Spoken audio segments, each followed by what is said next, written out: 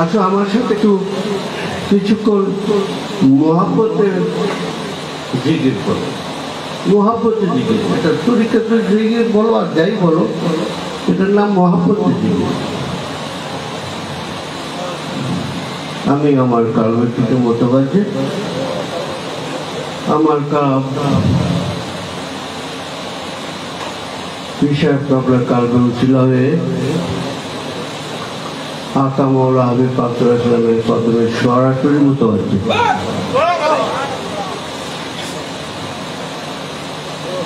কদম মোবারক থেকে আমার কালবে মহাব্বত জিয়ারতের ফয়েজ আছে।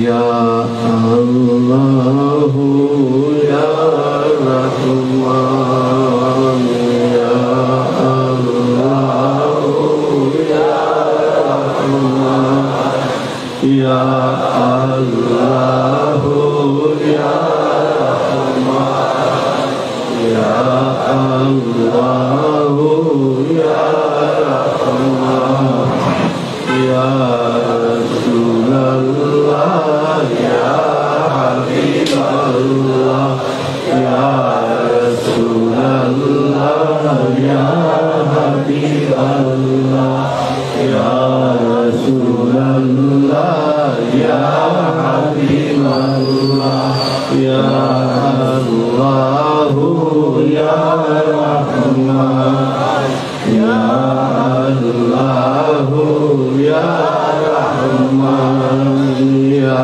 আল্লাহু ইয়া রাহমান ইয়া আল্লাহু ইয়া রাহমান ইয়া রাসূলুল্লাহ ইয়া হাবিবাল্লাহ ইয়া রাসূলুল্লাহ ইয়া হাবিবাল্লাহ ইয়া রাসূলুল্লাহ ইয়া হাবিবাল্লাহ ইয়া আল্লাহু ইয়া রাহমান ইয়া আল্লাহু ইয়া রাহমান ইয়া আল্লাহু ইয়া রাহমান ইয়া রাসূলুল্লাহ ইয়া হাবিবাল্লাহ ইয়া রাসূলুল্লাহ ইয়া হাবিবাল্লাহ ইয়া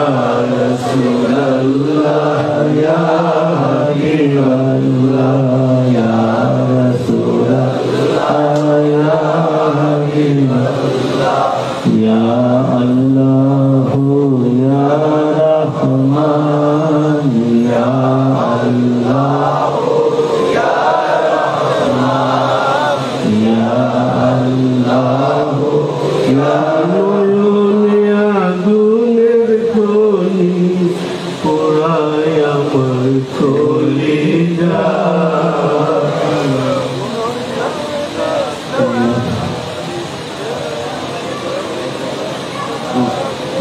স্থানে বসাই আপনাকে বলেন না হাবিবাল্লাহ নয়নে আগুনের খনি পোড়ায় আমার কলিজা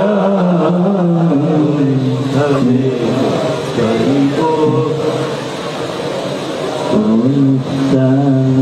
বসাই আপনাকে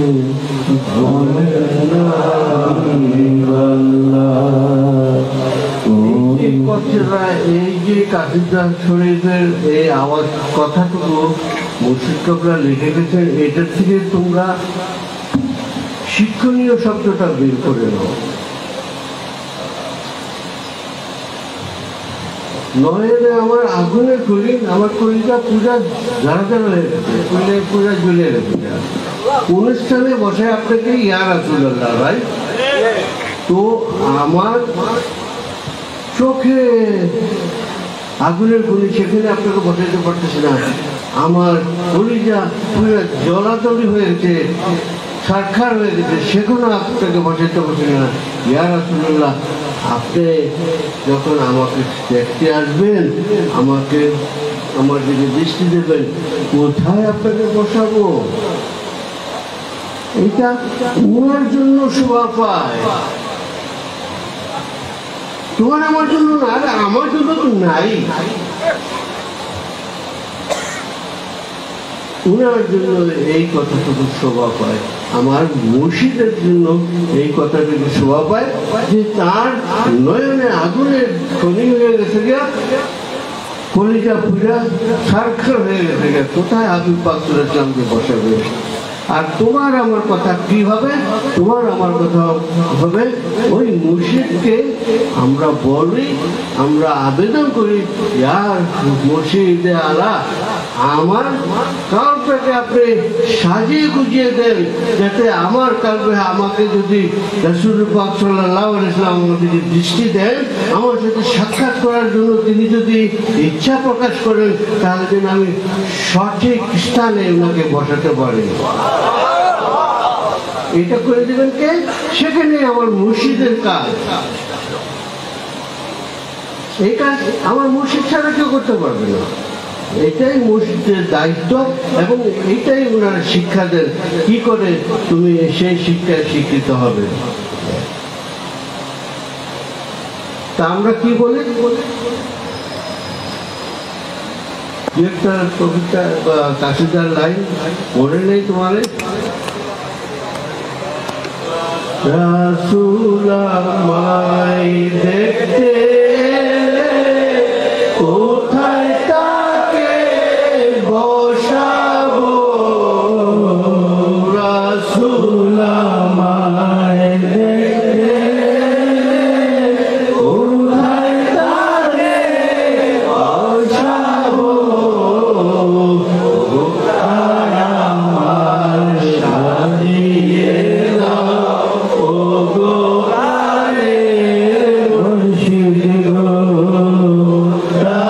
আমার সাজিয়ে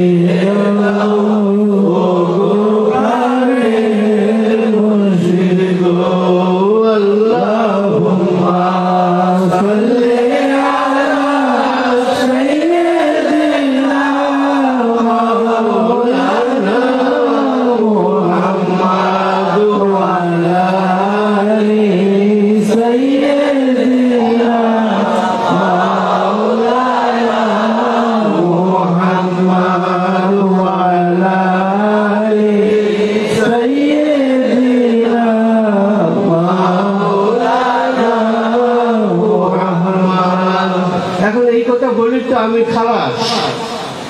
আমি ভাবলাম আমার যা খাওয়ার ছিল সব নিয়ে গেছি, আমার যা করণীয় ছিল সব করে গেছি। এখন আমার সাথে আসলে এই পূজাটা, এই বুকটার ভিতরে সিনেটার ভিতরে কালটা আসলে না আছে, এটা তো আমাকে খুঁজে আগে দেখতে হবে। হ্যাঁ, আমার এখানে একটা কাল আছে, তাই না? তাইলে তো এটা এসে ঠিক করবে। এটা একেবারে যদি গন্ধ নালার মতো ময়লা মর্দমা ওখানে থাকে, আমি কি পারবো আমার মসজিদকে বলতে যে তুমি এইখানে পায়খানায় ভর্তি আছে, তুমি এটা না সাফ করে দাও, নাউজুবিল্লাহ? এত বড় জোরে তো আমার আছে। তো সেই জন্য কি করতে হবে, আমাকে নিজেকে তিনি কিভাবে এটা পরিষ্কার রাখার কথা আমাদেরকে শিখিয়ে গেছে, সেভাবে শিখিয়ে আমি কিছুটা হলেও পরিষ্কার করে রাখবো। যখন আমার মুর্শিদ ওখানে উপস্থিত হবে, তখন যেন ওনাকে নাক ধরতে না হয় যে এটা তো আসলেই খবিশ, তাই না? এখন বাবারা কে কি হবে, কে কি হয়ে গেছে, এই হিসাব যদি তোমরা করতে থাকো, তাহলে তো ওই কাল, ওই অন্তর, ওই হৃদয় যেটাই বলো কেন, সেখানে নালা নর্দমায় শুধু পায়খানার ময়লা ছাড়া আর কিছু প্রবাহিত হয় না। তোমাদের ঈমানকে সহজ করো। আমি তো শক্ত করে বলি, আমার বলছি তোমাদের ঈমানকে সহজ করো, সহজ সরলভাবে তোমরা বিশ্বাস করার চেষ্টা করো। দেখবা এইটা তোমাদের ঈমান শক্ত হয়ে গেছে। ওই মুর্শিদে আলা যখন তোমার আশেপাশে আসবে, তখন তিনি তোমার ঈমানকে শক্ত করে দিয়েছে, তোমার বিশ্বাসকে সব মজবুত করে দিয়েছেন, মজবুত করে দিয়েছেন তোমার বিশ্বাসকে। এটা তাদের কাজ, ছেড়ে দাও তাদের উপরে। আমার মুর্শিদের উপরে ছেড়ে দাও এই কাজটুকু। আমাকে ছাড়া আমার কাছে বলার কোনো কিছু নাই।